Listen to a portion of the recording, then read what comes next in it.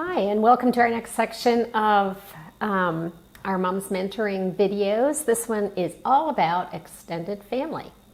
I'm Linda Reeb, and almost 40 years ago, I got married to my husband, Lloyd. And I was pretty aware that I was marrying an individual. And what I was less aware of was that I was marrying into a clan. And that has been very interesting over the past 4 decades. So today I want to talk about some tips about thinking through things relative to mother-in-laws, extended families, all those fun things, some tools, and then we'll talk about what's it look like to honor your parents and set healthy boundaries, and what about when you're on different pages spiritually. So we'll kind of take a little look at those 4 things. So, I think one of the things God does in our lives through marriage is he develops our character. Because you realize in a hurry, you can't change your spouse, you can't change your mother-in-law. Hopefully God's at work in their lives, and over many decades they change, and for the better, hopefully, right? But all you can really manage is yourself in the middle of it all. And so God's at work teaching us, training us. And when we can view it that way, it is sometimes a little bit easier to handle all the challenging things that can come along in clan relationships. So, in the early years of your marriage, the early years of being part of a clan, it can be really helpful to onboard some tools that help with being able to finally shift from saying, that's weird, to that's interesting. So when your sister-in-law reacts a certain way about a topic, I know early on I often thought, that's weird. I wonder why she thinks like that.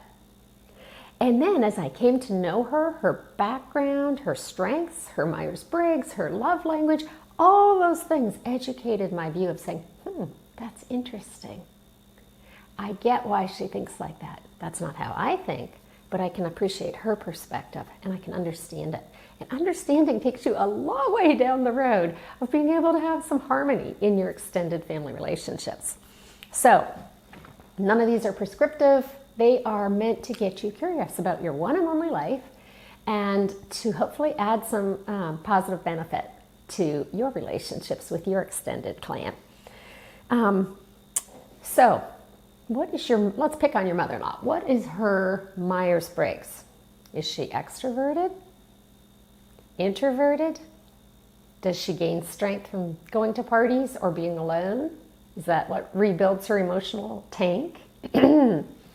What about the information she pays attention to? Is it mostly intuitive stuff, or does she use the 5 senses to pay attention to what comes her way? My husband's intuitive, I'm sensing. And so how we view things is very, very different. What about thinking and feeling? How do they make decisions? Is she a thinker and that's how she arrives at a decision? Or is it all emotions? Does she like her day planned, organized, scheduled? Or is she winging it, figuring it out on the fly, easily adjustable? As changes happen, she's like, no big deal, we'll figure it out. Or do changes really threaten her and throw her? So if you promised to arrive with green bean casserole, but instead you brought a dessert, is she falling apart? Those are important things to think about, right? So just a simple thing like understanding how a person's wired, whether it's Myers-Briggs or some other personality assessment tool, those are helpful tools. What about her love language? What's your mother-in-law's love language? When she really feels loved, what is happening? What are her strengths? Does she have communication strengths? Organizational strengths? My top strength is input, and I didn't even know that was a strength. But apparently with input, you like to collect and archive information, which is why I have collected articles about moms and marriages and what have you for many, many years, and it's what I use now at Mom's Mentoring. And I didn't know it was a strength until I read about it, and it said, just make sure you're a stream and not a pond. Don't just collect information to have it, put it to some good use.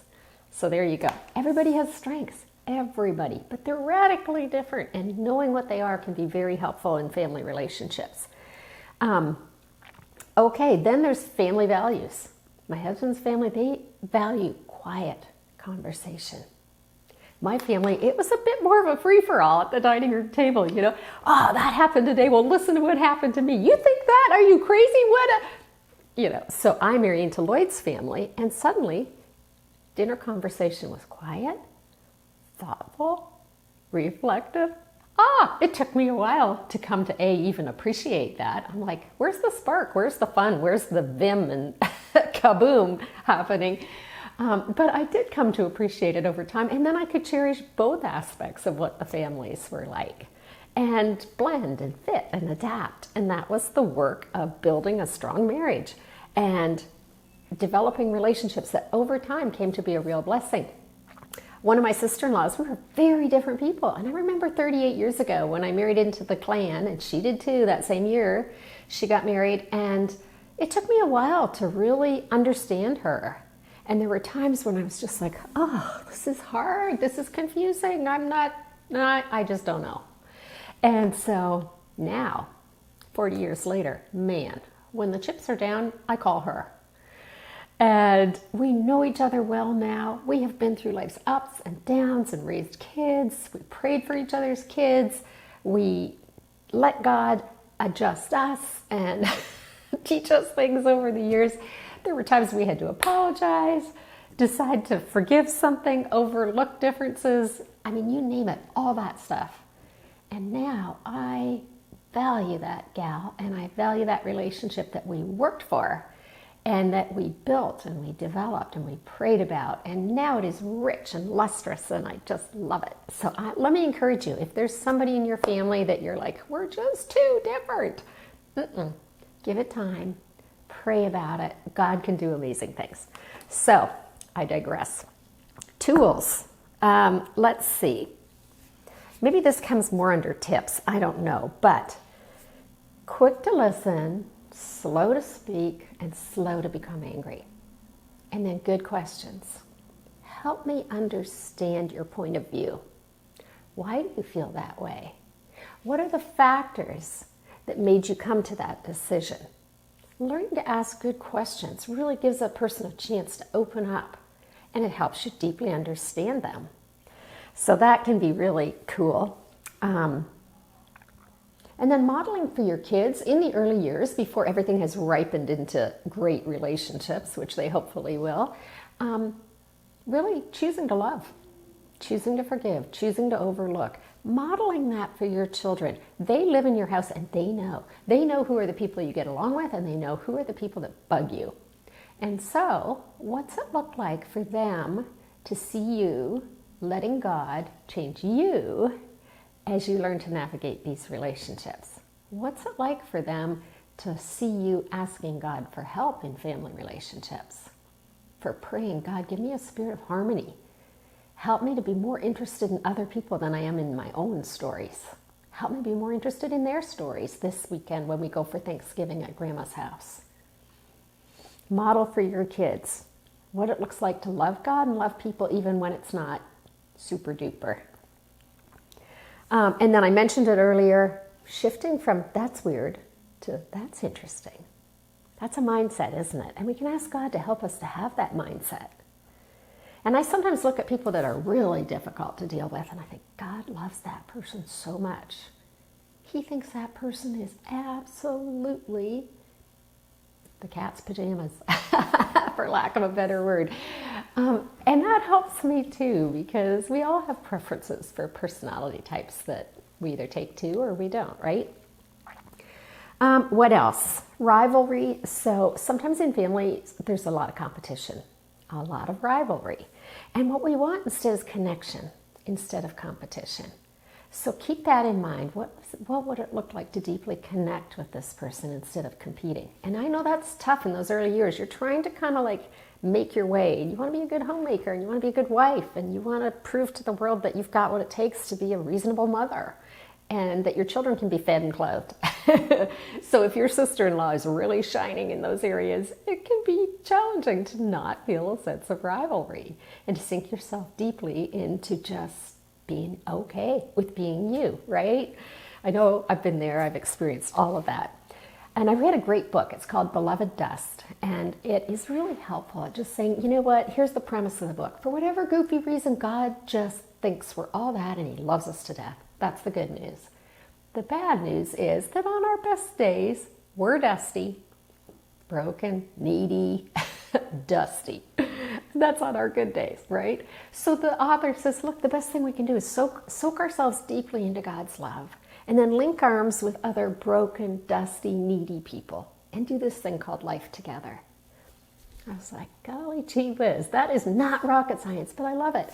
And here's the deal. When it comes to extended family relationships, when I'm encountering those people that I think broken, needy, dusty, you know, one finger pointing at them, three fingers pointing at me, we all are. And so give it time, pray about it, ask God for his help. But connection is a lot better than competition, I've discovered over the years. So a few tips. You're at your in-laws, or maybe it's your parents, or whatever, with your own family. Maybe that's the sticky wicket. Maybe the in-laws are easy and your own family is challenging. Okay, fair enough. Avoid pointless bickering. That's something you can control about yourself. You can't control Uncle Charlie, but you can control you. Change the subject. Get good at that. Bite your tongue. Endure some boredom. I had a mom one time. She's like, I go to my mother-in-law's and I am dying. Nothing happens for 3 days. We sit in a chair and stare out the window. I'm okay. So what do you take? What do you do? What do you watch? What do you knit? I mean, figure something out. Sometimes it's boring. Focus on the positive. Make jokes. Look for the good. Those are all learned skills. I'm not really super funny, but I can memorize a couple of good jokes out of a joke book and throw those into the mix. So instead of strategies to deal with those difficult family members, this kind of boils down to strategies to manage myself and to behave myself. I can only behave myself. I can't make other people behave. So, and then I need to practice being unoffendable. You know, I tend to have thin skin sometimes and I take offense. And so how could I practice being unoffendable? Non-defensive, not taking things personally. That is going to involve some heavy-duty prayer, right? Psalm 46:10, be still and know that I am God. And when you go into a family relationship, God's got that. He's got you in the middle of that situation. Be still. Stop striving. Stop playing these games in my head that say, yeah, but she said, he said, she was this, he was that. That's taken me down a road I don't need to be on, that's for sure. So, just a few tools. Strengths, Myers-Briggs, love language. Onboard those tools. A few tips. Boil down to manage yourself, behave yourself. So let's go to healthy boundaries and honoring your parents. The Bible doesn't say that you have to kowtow to your parents, that every demand they make you must fulfill. But it says honor your parents. So what does it look like to honor your parents? And maybe you have parents. I had a mom one time, she said, I don't want my daughter spending a ton of time with my mom. She's been married 4 times. She's living with guy number 5. She's foul-mouthed. She has no spiritual connection with God. The whole thing is just nasty. And she was not even trying to be mean. She was just stating facts. So we had a great conversation that day about what does it look like to set healthy boundaries, because obviously you don't want to just expose your children or yourself to damaging environments. And so in the middle of setting those healthy boundaries, how can you still honor your mother? And so that is worth having a great conversation about with your spouse, with a trusted friend, with a mentor. Lots of people face those sorts of situations, and it's really worth thinking about, talking about, praying about. How do you honor your parents and set healthy boundaries? Sometimes you have to speak the truth. Make sure it's in love. Here's what I can do, Mom, and here's what I can't. Here's what I will do, Mom, and here's what I won't. So that everybody's clear, and there's no ambiguity, and there's no misunderstandings. Maybe you have to write it down and send it in an email or a text. You know, there's things like moral choices, that perhaps your parents would let your kids watch movies that you are not at all happy with. Maybe you're on different pages spiritually, and so your sister and brother-in-law may think that it's okay for 7-year-old kids to watch PG-13 movies, and maybe you and your spouse have decided, no, that's not okay for us. So then, stepping up and without making people feel bad about their choices, being clear about what your choices are and asking them to respect those, it's the hard work of getting along and being part of a clan. Speak the truth, speak it in love. And that takes wisdom and prayer, doesn't it? Parenting styles can be very different. How you discipline your children, how your brother and sister-in-law discipline their children, that can create some stress in a family. Gift giving. I had a mom at a MOPS group that I was part of a few years ago. She finally sat down and she wrote a letter to her parents and her in-law parents, and she said, here's the deal. And it was all about gift giving. And she just outlined how that having all these gifts flooding into her children was not beneficial. And she and her husband were struggling with it and how it made them feel. And then she went to the solution side of it, and she said, you know what, here's what we would really love. If you could contribute to think about events and creating memories with the children instead of just buying them boatloads of stuff.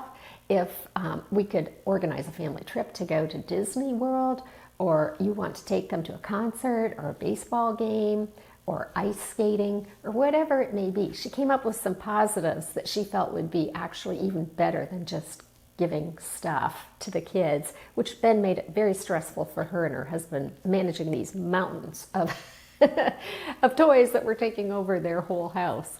So I thought that was a neat idea, and I applauded her courage to I read her letter. It was thoughtful, it was kind, it was not pejorative, and yet it was very straightforward. And that's all she could do. Would the parents honor that? I don't know. But she did what she could do on her end.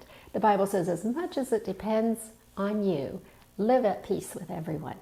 We can't make other people behave, but we can behave ourselves. So, what have I missed here? When it comes to honoring your parents and setting healthy boundaries, and especially if everybody's not on the same page spiritually, ask God to help you really deeply love those people. And sometimes I ask God, I say, Lord, I don't really deeply love that person. Could I borrow your love for that person? And that, it sounds dumb, but it really helps me. I sense that God gives me an extra dose of love for that person that I would never normally have. Pray. Get support. Set healthy limits. There's only so much we can do, and we need to know when we've done what we can, and we need to set a healthy limit and let the chips fall where they may. We can't control if other people are disappointed or hurt or angry with us for the choices we make, but if we've made them after we ask for God's guidance and help and wisdom, and if we make them together with our spouse, then I think you can rest your head on your pillow at night and rest easy with that, trusting that God will do the work in their hearts and minds over the course of perhaps many, many years, that they may come around and see a different perspective or point of view. So I am just praying for you guys for relationships with your extended clan that become huge blessings in your lives.